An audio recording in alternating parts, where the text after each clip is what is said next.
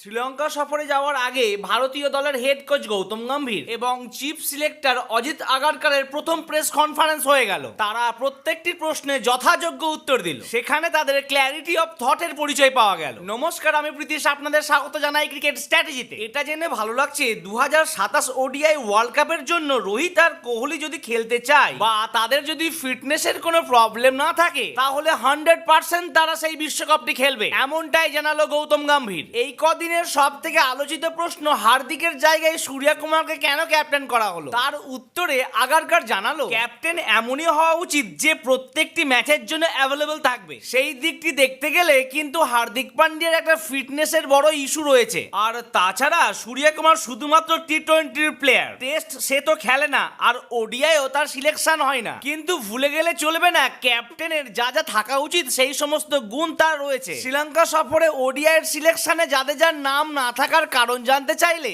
সে জানায় জাদেজা এখন রেস্টে রয়েছে, তার কারণ সামনেই টেস্ট সিরিজ। ওডিআই থেকে ড্রপ সে মোটেই হয়নি। আর আমি যেন ইউটিউবার থেকে ড্রপ না হই তার জন্য ভিডিওটি লাইক আর চ্যানেলটি সাবস্ক্রাইব করতে মোটেই ভুলবেন না। শুভমান গিল কেন অ্যাজ এ ভাইস ক্যাপ্টেন হিসেবে সিলেক্ট হলো, এই প্রশ্নের উত্তরে তারা বলল শুভমান গিলই এমন একটি প্লেয়ার যে 3টি ফরম্যাট অর্থাৎ টি-20, ওডিআই আর টেস্টে খেলছে, আর অবশ্যই তার মধ্যে ভাইস ক্যাপ্টেনের কোয়ালিটি রয়েছে। এবার আসি ইয়াংস্টারদের সিলেকশনের ব্যাপার নিয়ে। যেখানে দলে সুযোগ পাওয়ার জন্য এত প্রতিযোগিতা, সেখানে কাউকে 1 ইঞ্চিও ছাড় দেওয়া যাবে না। হয় পারফর্ম করো, না হলে বিকল্প কিন্তু তৈরি। দলে তো মাত্র জায়গা 15 জনের, অপেক্ষায় প্রচুর ক্রিকেটার, এমনটাই জানালো তারা তাদেরকে যখন সঞ্জু, অভিষেক আর ঋতুরাজকে বাদ দেওয়ার কারণ জানতে চাওয়া হলো। এছাড়াও গৌতম গম্ভীর জানালো তার সঙ্গে বিরাট কোহলির খুব ভালো সম্পর্ক রয়েছে। যাই হোক, ইতিমধ্যে ভারতীয় দল শ্রীলঙ্কা পৌঁছে গিয়েছে। সেখানে তাদের রয়েছে 3টি টি-20 ম্যাচ, যা শুরু হবে 27 জুলাই থেকে, চলবে